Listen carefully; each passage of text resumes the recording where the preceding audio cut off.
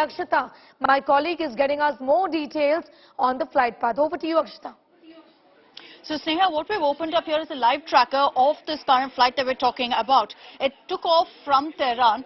This that you see here in grey that's been marked out, this was the projected flight path, what would usually be the journey from Tehran to Guangzhou in China. But along the way, you can see that there's a detour. The green is the path that the flight ended up taking. And let's zoom in further to show you what happened. Now, the information that we just put out for our viewers also explained how, in fact, it was flying over Pakistan. Lahore ATS then gave an alert to the ATS in India, to Delhi ATS, suggesting that there was something that was happening with regards to this flight and that there was, in fact, a bomb threat. Now, once they moved down, we understand there was constant communications between the pilots and the ATC. Once they moved into India, you can see here that they made several circles close to Delhi. Now, they went round and round here. Now, we understand that from two locations, that was from Rajasthan as well as in Punjab, you had, in fact, two Su-30 jets moving in to ensure that they can then accompany this passenger jet.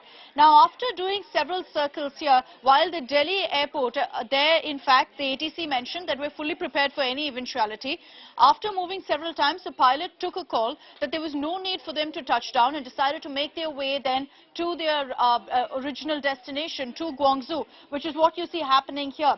That there is the projected flight path, but because of this bomb scare, the flight briefly was diverted off its scheduled path, came into India, moved around very close to Delhi here, several loops that you see here, and then now, as you can see, making its way towards its destination, has gotten out of Indian airspace, as you can see, moved past Bangladesh, looks like, and moving towards China now. So a brief scare there that was witnessed early this morning. We understand that the call that came in to Indian officials, to the ATC here in India, was at about 9:30 in the morning. 9:20 is what we're roughly picking up from our reporters.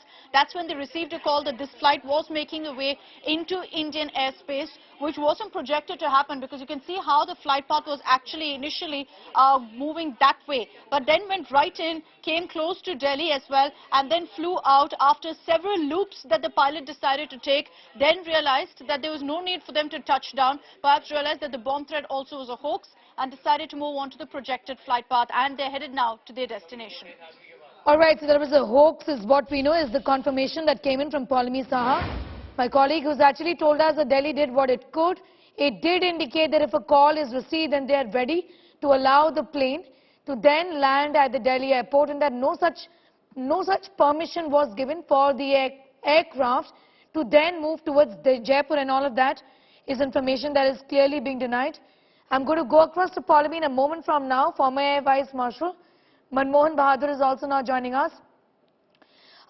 Sir, I want to ask you about the developments from this morning, wherein it does appear right now, where we have clarity of information that this indeed was a hoax call, and Delhi got this information from the Lahore ATC saying that there could be a call for an emergency landing, to which Delhi said they are prepared. Yeah, I just saw this news on your channel.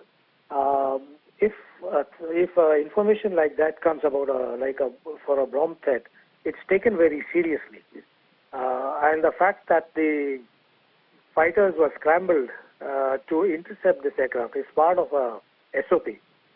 The fact that he detoured and sort of came overhead or somewhere close to Delhi would have activated our air defense. And there are procedures in place. There is standard operating procedure.